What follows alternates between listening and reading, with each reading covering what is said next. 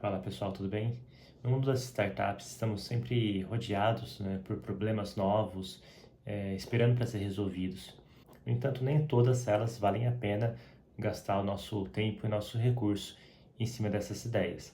Hoje eu vim falar para vocês como que eu escolhi o problema para ser resolvido aqui na minha próxima startup. Bom, então quais são as origens possíveis, né, de um negócio, de uma ideia? Então eu mapeei aqui 4 possíveis origens de ideias para você montar o seu próprio negócio, a próxima startup. Então, a primeira que eu mapeei é com base nos estudos, né? Tipo na faculdade, mestrado, no seu TCC, que você pegou um problema, identificou, já fez um estudo ali, então você já tem uma base inicial muito grande para desenvolver algo em cima disso, tá? Isso tem bastante cases, tem cases no Brasil, inclusive de startups famosas aqui, que vieram de um TCC, por exemplo. Você já tinha até bastante tempo, né? Então é bem legal, você já sai de lá, né, com projeto e conhecimento da área, às vezes sem ter trabalhado ainda, né, não tem experiência formal na área, mas você estudou já bastante aquele segmento, né? Outro que já tem a ver com business, né, são duas que são muito parecidas, mas eu acho que são muito relevantes. Uma com base em experiência prévia em alguma empresa. Então, se você trabalhou em alguma empresa, né, vou dar um exemplo aqui, trabalhou numa health tech e conhece muito bem, fica muito mais fácil para você montar outra health tech. Você pode criar um posicionamento diferente, ou algum atributo, né, do seu produto, do seu serviço diferente para diferenciar. Mas isso é o business de modo geral que você pode, né, replicar e tentar melhorar aquele processo com base numa experiência passada. Outro que tem a ver, ainda com base na sua experiência, que eu acho muito legal, é de uma tarefa específica, de uma dor específica que você teve. Então, por exemplo, se você trabalhou na Health Tech e você percebeu que transitar os laudos era um problema, era uma dor, e não tinha ninguém resolvendo isso, nem você não conseguiu resolver, você tentou resolver internamente, contratar uma empresa para desenvolver uma solução, pode ser que essa é uma dor que vale a pena você replicar e trabalhar em cima disso, e trabalhar numa ideia e fazer dessa dor que você teve, né, mundo real, né, o case real, trazer essa especialidade, trazer esse problema para criar um business em cima disso. Claro que tem que ver tamanho de mercado, tem que ver o nicho, tem que ver outras coisas, né, não é só sair fazendo, tem que ver se vale a pena. E também o que eu gosto muito de pensar é se está alinhado com o seu propósito de criar uma empresa gigante ou uma empresa para você ter uma renda, uma empresa média que não precisa ser nenhum unicórnio da vida. E a quarta, e já com um exemplo aqui que aconteceu comigo, inclusive, foi uma tendência de mercado. Então, às vezes a gente tem grandes ondas de mercado, né? Aqui eu acabei de falar que o AI tem uma tendência de mercado muito forte, já praticamente estabelecida. Só que teve algumas que eu participei aqui de tecnologia. Então, por exemplo, a gente teve todo o boom de aplicativos, né? Quando a Apple lançou as primeiras lojas. Isso é uma coisa de mercado, são mudanças de tecnologia e comportamentos que abrem possibilidade para você criar algo em cima disso. Ou para você tomar o espaço de algum concorrente que esteja, né, é o líder, e você aproveita um canal novo de distribuição, você aproveita a tecnologia nova antes que o próprio líder faça e você ganha esse mercado. Um exemplo disso foi o Resolve Chat, que eu criei alguns anos atrás. Basicamente, ele era um e-commerce com chat, a gente chamava, né, de chat commerce na época, acho que esse termo não existe mais, que é comprar as coisas com base em conversa, em chat, né? Ainda não tinha AI para fazer as conversas aqui, a gente fazia um pouco mais da mão, é, mas é isso. A gente percebeu que existia alguns canais abrindo essa APIs de chat, né, com Messenger, WhatsApp e alguns outros, e esse canal de chat poderia ser integrado com lojas, poderia ser integrado com meio de pagamento e delivery, para você clicar e comprar e receber qualquer coisa em uma hora. Então, isso foi possibilitado por essa tendência de chat commerce que teve na época. Teve algumas startups lá nos Estados Unidos que cresceram bem com isso, que criaram produtos em cima disso. Até o Facebook mesmo lançou, na época, o Facebook Game, que era um assistente pessoal, e uma das coisas que ele fazia era, de fato, vender produtos. Então, isso tem a ver com a tendência. Quando a gente pensa em aplicativos, né, que é mais fácil de aproveitar esse exemplo também, que usam bastante dados, né? Então, o próprio Instagram consome dados, mas hoje os dados são mais baratos, né? O 3G, 4G, 5G são mais baratos do que eram antigamente, na minha época ali, alguns anos atrás, 2009, que era muito caro pagar por dados, né? Então, isso dificultava a criação de novos negócios por ali. Então, vamos lá, como que eu fiz a minha matriz de decisão para escolher, né, esses problemas e procurar essas ideias para resolver? Eu tenho duas coisas que para mim são decisórias, assim, eu até vou colocar um gráfico aqui para vocês verem, mas o primeiro é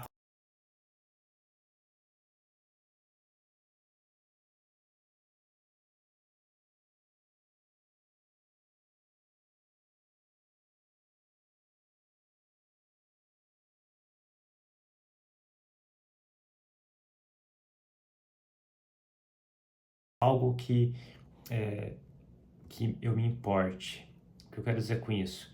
É algo que eu goste, algo que de fato faça sentido para mim, para você acordar, né, e trabalhar nisso todo dia, tem que ter alguma motivação a mais. É, Só que não pode ser também, né, já dentro dessa matriz, não pode ser algo, então, acho que eu de fato ame, assim. Todos esse panorama disso, que ele fala, de fazer o que você gosta, um erro, né, falar tem alguma coisa a ver, ama, porque você se apaixonar pela solução, você pode ter feito é importante isso, que tem a motivação diária, você acordar, trabalhar com resolver os problemas e as dores, né, muito difícil, e a máxima é para você se apaixonar pela solução, não pelo problema. Uma startup com poucas pessoas, é muito difícil você conseguir fazer isso, se não for algo que você se importa minimamente, ou se você é uma área que você se importa também, né? Ali tem vários aspectos, né? Sobre o produto, sobre o tipo de cliente, mas você precisa se importar com aquilo e precisa impactar isso dentro de você em algum momento. O outro ponto aqui da matriz é algo que você tem acesso. O que eu estou querendo dizer com isso? Se é um mercado que você tem acesso às pessoas, se você tem acesso à tecnologia que é necessário para construir isso, e se você consegue, de algum momento, quebrar essa bolha e estar dentro desse mercado, né? Vou dar um exemplo aqui, você pode, no meu caso, eu nunca trabalhei numa health tech,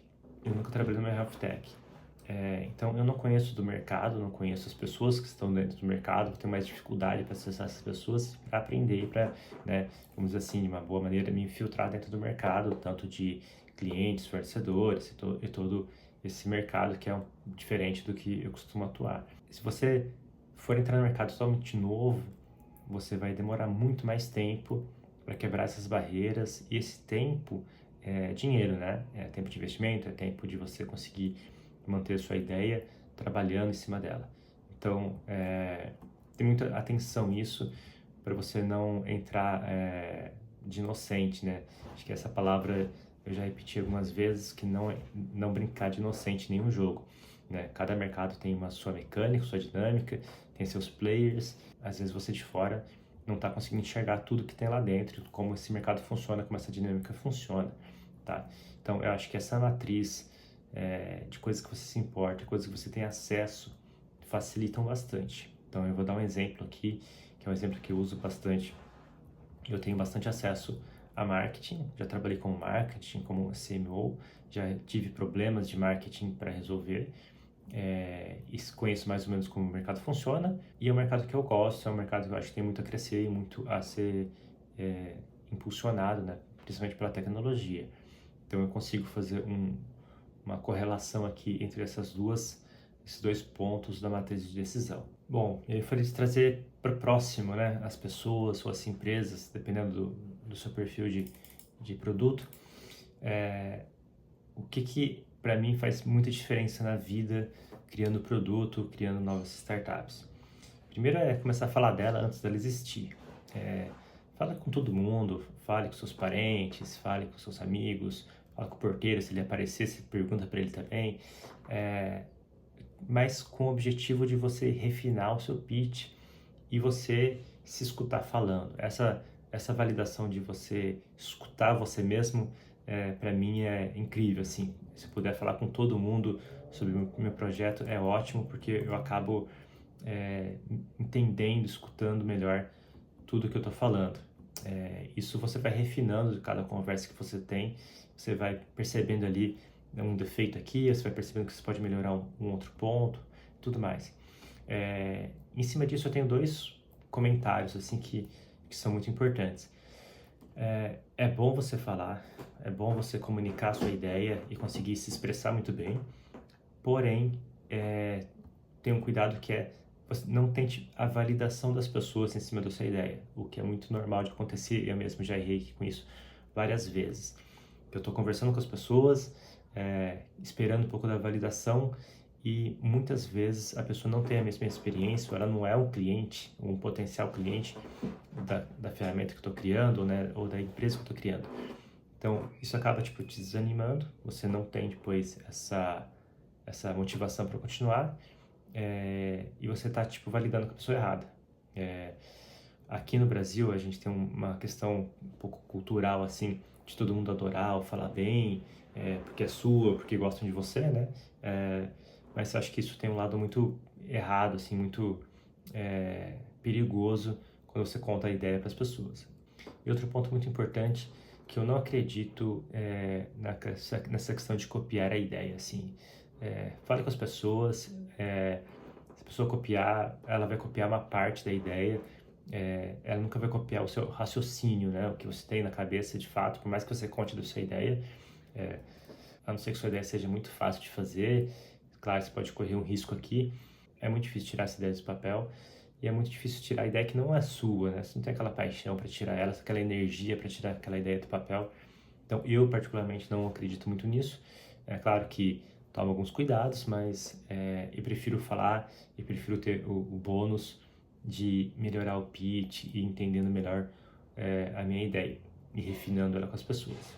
Então, por exemplo, no produto que estou criando, já falei com mais de 30 pessoas, algumas são potenciais clientes, outras não são. Uma está na fase que ainda não entendeu o que eu estou oferecendo, tem pessoas que já estão entendendo, ela tem ali 3, 4 embaixadores e está precisando já entender que não dá para gerenciar isso tudo, né? Pagamento, toda a parte de cadastro, conciliação bancária, a própria transferência, né? Ela ainda vai ser o perfil ideal para conversar, para continuar conversando, né? Continuar até prospectando mesmo. E tem muitas pessoas que não são e não enxergam, ou não, às vezes, nem trabalham em marketing, que é mais ou menos a área ali de atuação dos possíveis clientes. Mas eu usei e conversei do mesmo jeito, até para pegar alguns feedbacks que às vezes não são correlacionados, né? Tem muitas ideias que vêm de outras áreas, e como as pessoas resolvem, né, problemas de outras formas, sem ser o mesmo segmento. Então tem muita coisa boa para você aproveitar. E acho que isso muda também um pouco de tipo de produto, né? Então, se você tem uma validação de um produto que é B2B, a quantidade de conversa aqui, que nem eu falei com 30 pessoas, eu deveria ter falado com 100 pessoas já, né? Ainda não consegui fazer isso. E se é um produto B2C, eu acho que você, claro, pode falar com as pessoas, mas aí você já consegue também muita parte de dados, de validação, feedback e testes, o próprio landing page, marketing, faz um pouco de anúncio, testa, vê o clique, vê a pessoa mexendo no mouse ali na tela, para você vai ir validando. No B2C, eu acho até mais fácil, porque você com essas tecnologias, né, monitorando a página ali, pelo menos, você consegue ver o que ela está fazendo dentro da sua página, dentro do seu produto, sem ela saber praticamente. Então, você consegue ver o real interesse da pessoa ali e se ela está entendendo, tá? Se vê tudo pelo comportamento ali do mouse, usando o Hotjar, PostHog e alguma outra ferramenta. Bom, próximo ponto é validação, mas que eu chamei de validação por tabela. Acho que não é tão trivial assim, talvez não exista um nome muito bonito para isso, mas para mim é quando você olha para um problema e vê que alguém já resolveu algo muito parecido com isso. Você está resolvendo isso de uma forma diferente, ou você está resolvendo isso com mais funcionalidades, ou você está resolvendo isso talvez em um mercado um pouco diferente mesmo do que você já viu, né? Então, às vezes não é um produto novo, não é uma ideia revolucionária, mas você já vê que isso funciona em algum lugar, que as pessoas usam isso em algum lugar, é uma coisa muito próxima. Porém, eu tenho uma lista aqui de tópicos para discutir em cima disso, porque não é só porque uma startup lá do Vale do Silício, que é a maioria, né, que a gente acaba olhando, a startup do Vale do Silício viu e fez, e você só copiou e trazer para cá. Tem um ponto que é tropicalizar a ideia, também exige o estudo, também exige o risco, né, de qualquer negócio. Então, primeiro você precisa olhar o modelo de negócios. Às vezes você vai para um país que tem um modelo de negócio que não é usual ter aqui. Então, por exemplo, aqui, né, aqui o Brasil usa muito Pix. Sei lá, em Portugal usa o multibanco. Se o negócio é envolvendo fintechs e pagamentos, não adianta trazer para cá que não vai funcionar. Você vai ter que fazer um depara, né, do multibanco para o Pix aqui no Brasil e ter todo o trabalho praticamente de criar um produto do zero. Então, essa validação meio que por tabela não funciona mais, até porque tem depois questões culturais e outras coisas. Modelo de pagamento tem a ver com o negócio, mas também é um pouquinho diferente, que é o jeito de você vender. Então, dentro do modelo de negócio, né, você tem essa estrutura de custos e estrutura de fonte de renda ali, né, de como você vai receber. Tem países que a assinatura funciona melhor, tem países que o on-time, né, a compra, a venda funciona melhor, consultoria e por aí vai. Então, tipo, e não adianta você forçar que não vai ficar natural, né? Por exemplo, as pessoas estão acostumadas a comprar comida no supermercado, então, e estão acostumadas a comprar comida, algumas startups novas, a vender comida por assinatura. Isso é uma barreira, né, que elas estão quebrando, elas estão praticamente criando um mercado de assinatura de comida, que não é uma coisa usual que veio na nossa geração, pelo menos na minha não é tão normal. Então, ela está gastando tempo e dinheiro criando essa forma diferente de vender, que não é o que já existe, tão fácil, né, amplamente divulgado. Pois, claro, tem as leis, cada país tem uma lei, tem que validar essa parte. Todo o perfil de clientes, quando a gente pensa em perfis macro, né, falando de economia e tal, o valor do dinheiro, né, reais, dólar, euro e outras coisas também importa muito. Então, às vezes, você tentar fazer um negócio aqui que vai ficar muito caro para a gente aqui em reais, investir no seu produto e a conta não vai fechar. Depois, a parte de concorrente, né, se você estiver criando, né, ou copiando, se inspirando ali no concorrente diretamente, que não é só essa validação por tabela, que é de algum produto específico, também tem que ser analisado com calma, até o potencial que esse concorrente tem de vir para o Brasil e lançar o mesmo produto aqui, qualquer barreira de entrada que ele tem, e talvez isso seja um potencial comprador da sua própria startup. Então, não é de todo mal, às vezes, ter um concorrente por perto ali, tá? Concorrente nem sempre é ruim, concorrente às vezes é bom, porque te ajuda também a impulsionar o próprio mercado, né? Se você está sozinho e não tem concorrente nenhum, provavelmente é você que está gastando esse tempo e dinheiro criando esse mercado, criando essa necessidade de mercado. Depois, essa estrutura de fornecedores, tanto de tecnologia quanto de pessoas, mão de obra, parceiros e tudo mais. Muito cuidado com o dólar, né? Às vezes você pega uma startup aqui que está comprando produto em dólar e o dólar não para de subir, né? Então você pode ter problemas para montar um modelo de negócio viável para sua ideia. Porque provavelmente, se você copiou, está trazendo, tropicalizando essa ideia dos Estados Unidos, por exemplo, o custo deles, né, o custo do dinheiro deles é muito mais barato, eles podem assumir custos menores também, tá? Então é isso. Acho que tem uma coisa que eu penso bastante, que é bem legal a gente se inspirar no mercado, principalmente no mercado americano, que tem muita coisa legal, muita coisa que está à frente do tempo e a gente consegue trazer para cá e usar isso como base, talvez para iniciar um projeto novo, uma startup. Só que eu acho que tem várias oportunidades também em países que não são os países que a gente costuma olhar, né? Então a China agora está mais em moda, a China está mais na moda, né? Para você olhar projetos e startups lá. Mas tem várias coisas interessantes acontecendo na própria Europa e no continente africano também tem bastante coisa legal, bastante startup legal, principalmente em educação, tem umas coisas novas surgindo por ali. Bom, para finalizar, eu acho que quando você tem a experiência de ter as dores que o seu produto está resolvendo, pode facilitar e agilizar muito o desenvolvimento dele, porque você mesmo já sabe boa parte do que ele precisa resolver, das tarefas e funções, processos que aquele produto precisa resolver para atender as expectativas do seu cliente.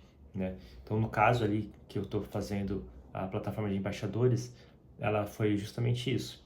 Eu tinha esse problema na Levante, como diretor de marketing lá, que era criar o programa de embaixadores, escalar esse programa de embaixadores. A gente chegou até mais de 500 pessoas nesse programa. Isso foi uma dor muito grande de gestão dos contatos, gestão de contrato, documentos, toda a parte dos dados, né, essas informações, consolidar toda a parte de pagamento e pagar. Então, eu não precisei gastar muito tempo fazendo pesquisa sobre essas dores, porque eu já tive essas dores, né, reais ali, ganhei bastante desse tempo. Eu juntei essa experiência com o produto, que foi uma das coisas que eu falei, né, das origens ali, eu trabalhando com isso de fato, tendo esse problema ali no mundo real. Eu juntei isso, né, eu fiz quase que as validações juntas. Eu juntei essa validação com a validação com pessoas, então conversando com as 30 pessoas que eu conversei, para saber de fato o que elas acham sobre isso e como que elas veem os programas de embaixadores, como eles veem essa divisão entre embaixadores e influencers e como que isso funciona dentro das áreas de marketing de outras empresas, né? Não só aqui eu trabalhava lá. Então a gente precisa, né, diversificar um pouco o olhar para ver se todo mundo está falando a mesma língua. Principalmente nessa parte aqui de embaixadores e influencers, o mercado ainda não tem uma consolidação muito forte exatamente do que é cada coisa, assim, tão regradinho. Então, quando eu falo de embaixadores, às vezes para uma empresa significa uma coisa, para outra empresa outra, e aí eu consigo já saber melhor para qual tipo de empresa que eu vou direcionar o meu produto. Então, eu juntei isso com as pessoas, depois eu já fui para a parte prática mesmo de, beleza, entendendo esse problema, qual que é o nicho que eu vou especializar, né? Se é SaaS, e-commerce, fintech e outra. E aí como que eu vou construir agora meu backlog de produto ou minhas funcionalidades, para ver como que eu vou resolver esses problemas assim, em ordem de prioridade, vendo qual que é mais importante, qual que é menos importante, e como que eu consigo construir isso em um tempo hábil para conseguir colocar isso na mão do cliente o mais rápido possível. Então fica aí que aqui no próximo vídeo eu vou falar como quebrar esse problema em várias partes e conseguir priorizar detalhe por detalhe aqui como que eu separei, por que construir uma funcionalidade primeira, como que eu vou construir a segunda, como eu vou construir a terceira. E vou explicar um pouquinho também de algumas funcionalidades que são mais de marketing, mais pensando em Product Lead Growth do que necessariamente impacto da funcionalidade. Essa coisa que são leves de fazer e que pode trazer um bom resultado de marketing para trazer pessoas também para testarem a plataforma.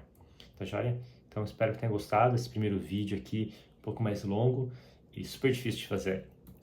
Então dê feedbacks. Um abraço, até mais. Valeu!